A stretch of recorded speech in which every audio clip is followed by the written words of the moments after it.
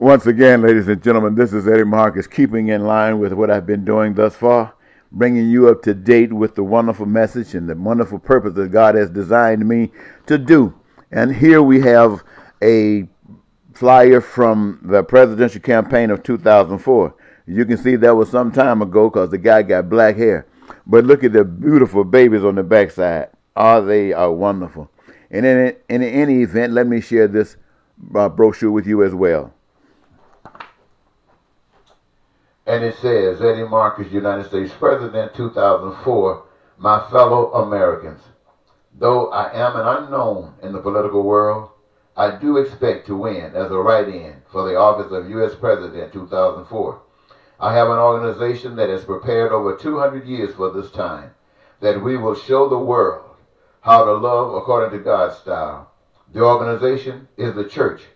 I have no money, but we will create a miracle for all the world to see.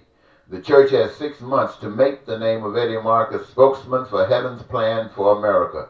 A house, whole word.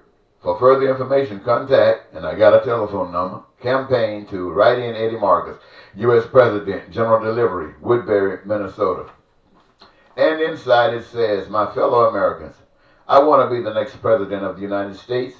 I run in violation to most of the norms, in that I run as a write-in. I run this way because there isn't a fat chance in hell any other way. Like most politicians, past, present, future, I am a crook. However, I am in recovery, so I am not here at this time to condemn, but I am here to expose the crooks impersonally by familiarizing my family of America of what they are being denied by following the path they have chosen. First, let's look at some truths. I'm a black man, and most black men can't stand white people, period, for the many obvious reasons. A few black people genuinely love white people. Black people, for the most intolerant, can tolerate white people. On the other hand, white folk can't stand black folks for reasons that are obvious to them as well. Whites reluctantly tolerate black folks. A few white folk generally love black folk. The same disconnect exists between the female gender of both groups, admit it or not. Secondly, Republicans will not lift a finger to support Democrats, nor will Democrats help Republicans. The same exists between liberals and conservatives. We the people are caught up in a big mess that is being exploited by every group, including lobbyists and terrorists. They are seeking comfort. I have identified only a small portion of the problem, yet big enough for us to seek and find solution. Let's face it, white people have been in power ever since the birth of this nation. It is not a fat chance in hell that they would just ever strive for peace within her citizenry or fair and just peace abroad. Such a concern is not a part of their makeup, according to the reality of the existence of poverty and the consequences of such in America. But as a social scientist and one asking you to write in Eddie Marcus as the next United States President, I propose a new and different approach. Every person in this country requires food, clothing, shelter, education, and health care, at least. Why? Something we were born with. The resources to meet these needs are all here in America. The means to do this requires a goal and objective to do so from the American people, and the vehicle of jobs to bring the manifestation of such. According to the Bible and the teachings of God, as taught to the black man by the white man, God made the people alone with commonalities. God also provided every resource to meet these common necessities, to maintain a wonderful life for all. The only requirement is that Americans respect God by respecting each other and their right to share in what God has provided.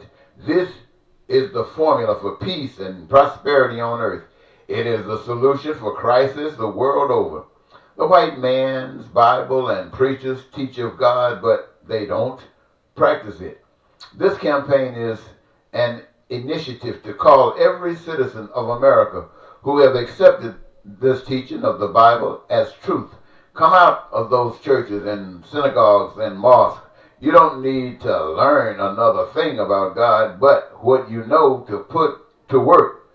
Put what you know to work, and let it results teach you. Stop this killing in war and terror. Stop the hunger around the world. Lift up God and glorify His name. Through your service called jobs to one another. Y'all know I'm the man, the only man who knows how to defeat any evil god. God told all people to love and respect one another. In so doing, we fulfill the greatest commandment of honoring God. This meant, do not abuse. I am the Lord your God. Do not submit to abuse. Thou shalt have no other gods. Thanks.